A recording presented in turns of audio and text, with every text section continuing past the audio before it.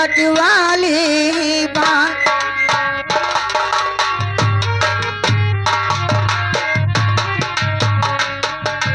हमारे ललनी के गोरे गोरे गाल हमारे होरली के घूंघट वाली बात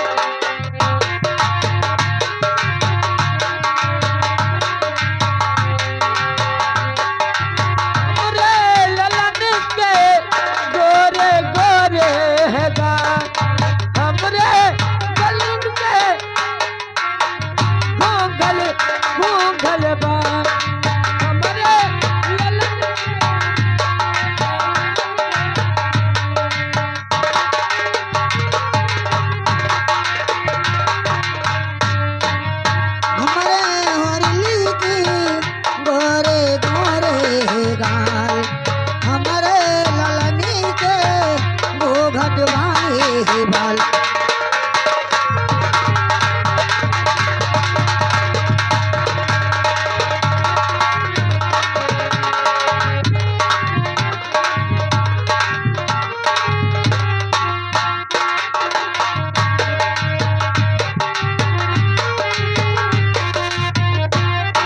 ओ आजीव उनकी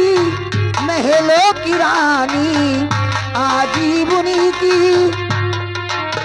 हेलो हेलो हेलो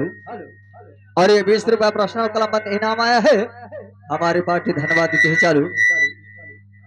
ओ आजीव उनकी महलों की रानी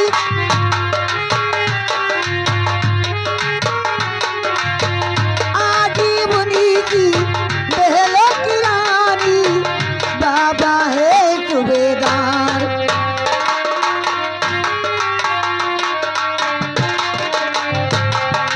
हमारे ललनी के गोरे गोरे गाल हमारे होरली के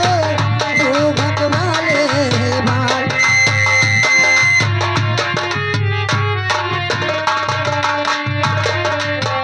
हमरे ललनी के घूंघट वाले हैं बाल हमरे ललनी के गोरे गोरे हैं गाल हमारे होरली के गोरे गोरे गाल हमरे ललनी के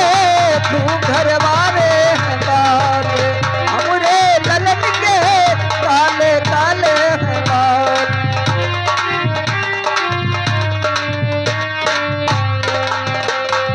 चाची उनकी है कभी की रानी चाची उनकी महलों की रानी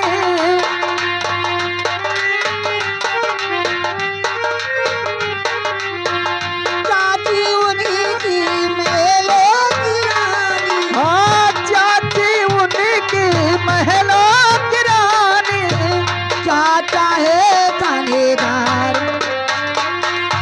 चाचा है थानेदार हमरे ललन के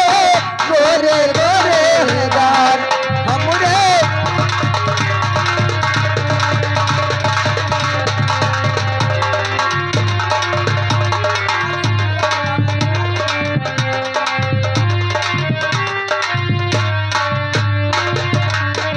चाचा है थानेदार हमारे ललनी के गोरे गोरे गाल हमरे ललन के घूंघट वाले हैं बाल हमारे होरली के गोरे गोरे गाल हमरे ललन के गोरे गोरे गाल गोरे गोरे गाल गोरे गोरे गाल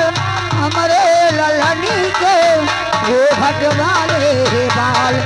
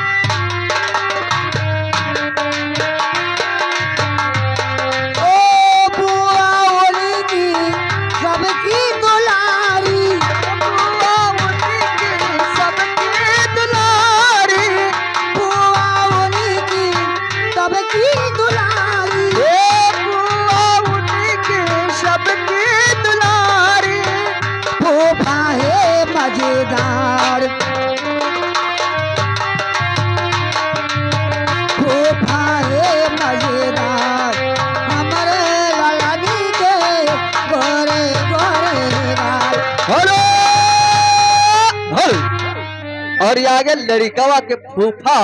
अच्छा ये बड़ा के लड़का के तरफ से 50 रुपए नौछौरा है, हमारी पार्टी धन्यवाद देती है। तो फूफा के नाम लिहन ना चालू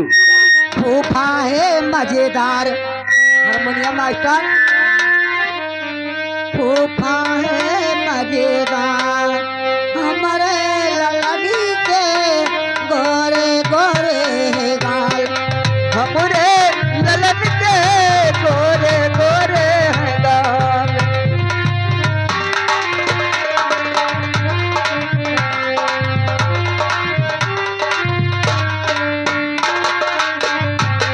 ओ मम्मी की सबकी रानी मम्मी उनकी महलों की रानी, मम्मी उनकी महलों की रानी पापा है बड़े यार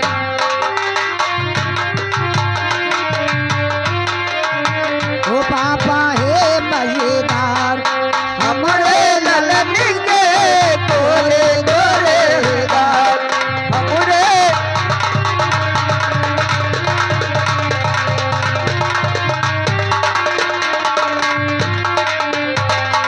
हमारे ललनी के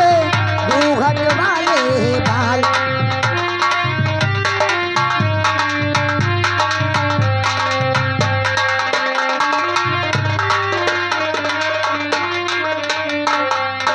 हमारे हरली के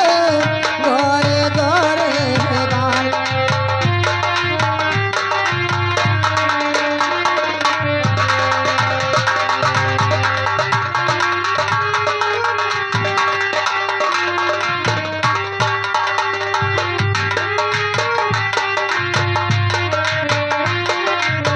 हमारे हरली के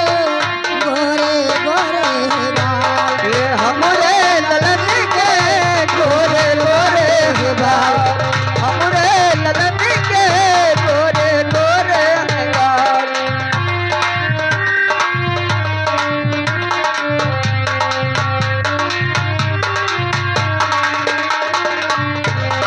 हमारे हरली के गोरे गोरे गाल ये हमरे ललन के गोरे गोरे गाल।